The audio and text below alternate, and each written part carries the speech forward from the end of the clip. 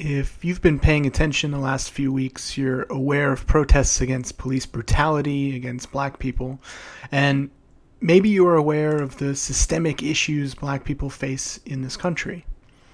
If you're really aware, then you know that this is nothing new, and that this struggle has been happening for generations and generations.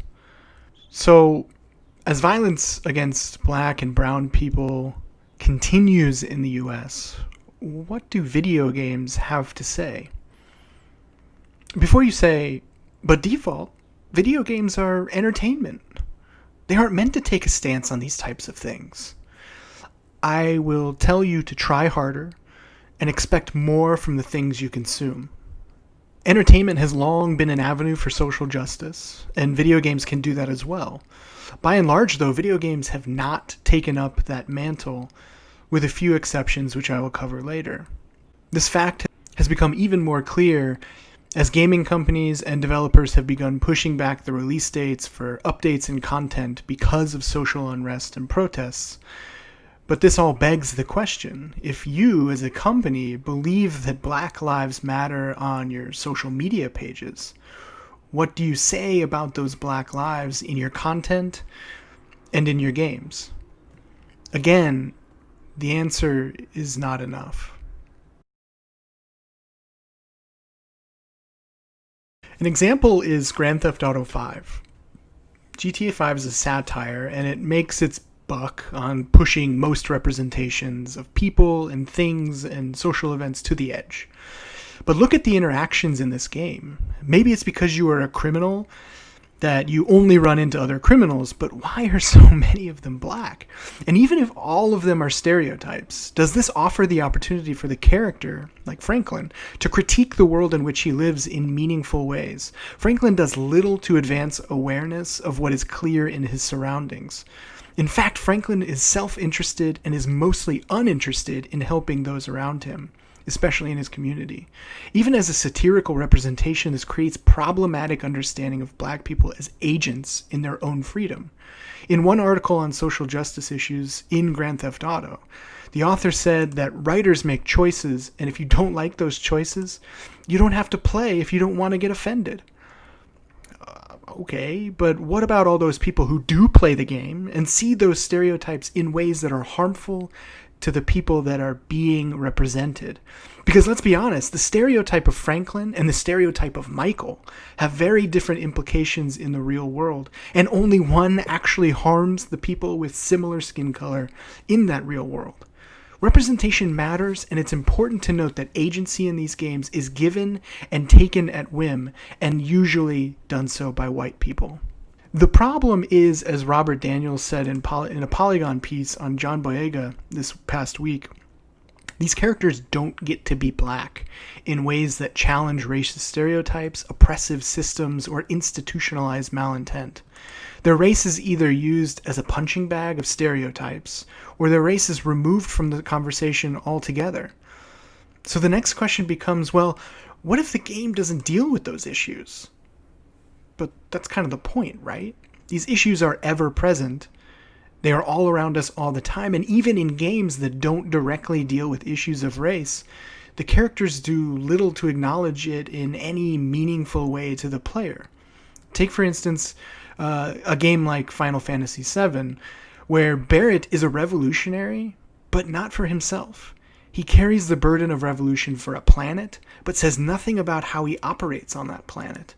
You can tell me that race doesn't mean much in Midgar, but what about everything else they're dealing with? Extreme poverty, megacorporations, environmental homicide and racism? Why not include race as an obvious tie into any of those topics? One game that has taken an interesting stance is NBA 2K20, a game where you literally play basketball, and that's it.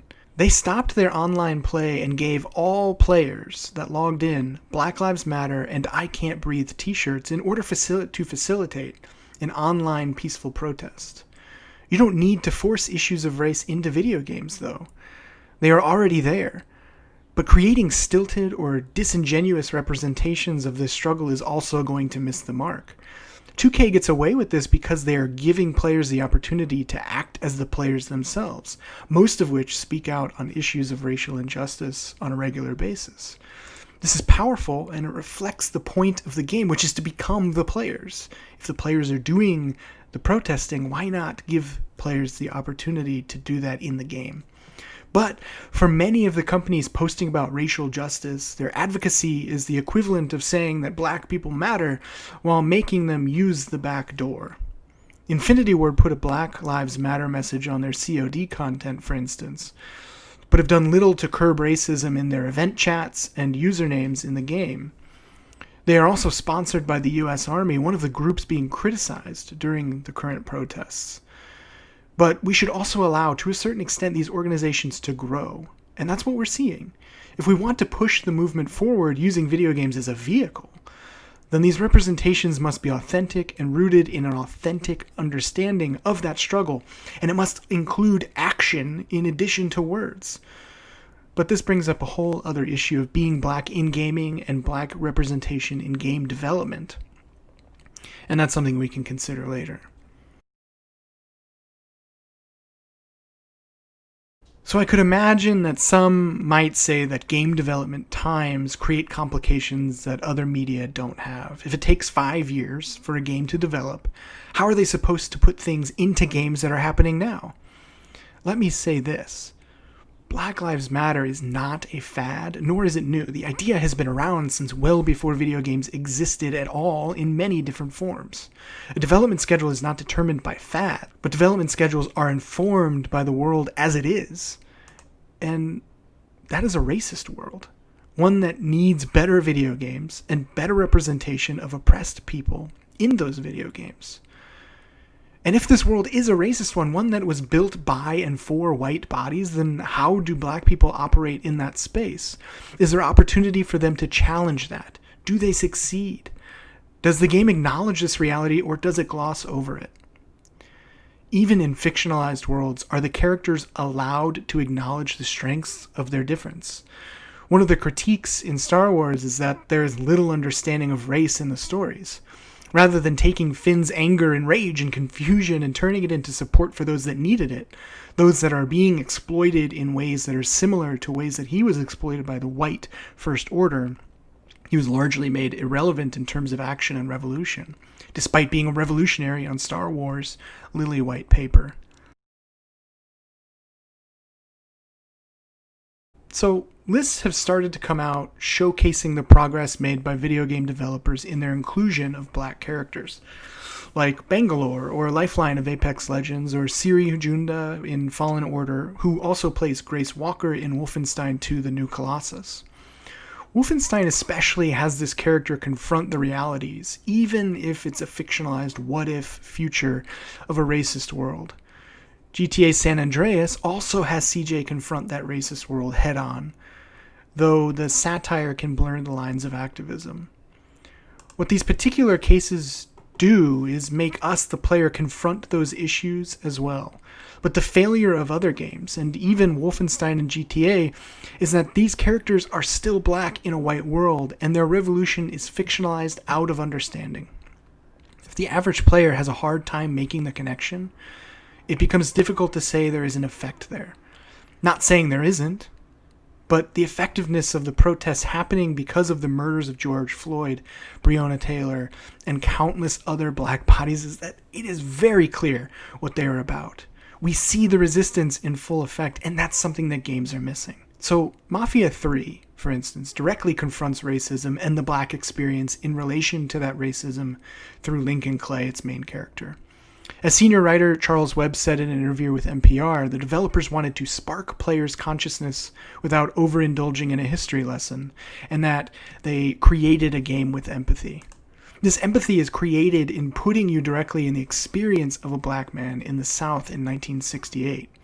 So while the game has many, many other issues, such as its treatment of women and general gameplay, this is one of the more progressive takes on making Black Lives Matter in video games. Movies, Literature, academia, music, and nearly every other type of media has taken a direct stance with regard to its content of Black lives. It's time for video games to take a more direct stance and remember that representation matters. If you're white and you're just now getting angry on behalf of Black and brown bodies, then you're about 400 years behind. Violence against Black and brown bodies has always been a best-selling commodity for white people. We didn't need cameras to know it was happening. From slavery to lynching to Selma to Rodney King and all the way to George Floyd, white guilt has been performative, while white violence has been literal. If there is a chance to be better stewards of minoritized communities and their stories and their representation, the video game industry should take it. Thanks for stopping by.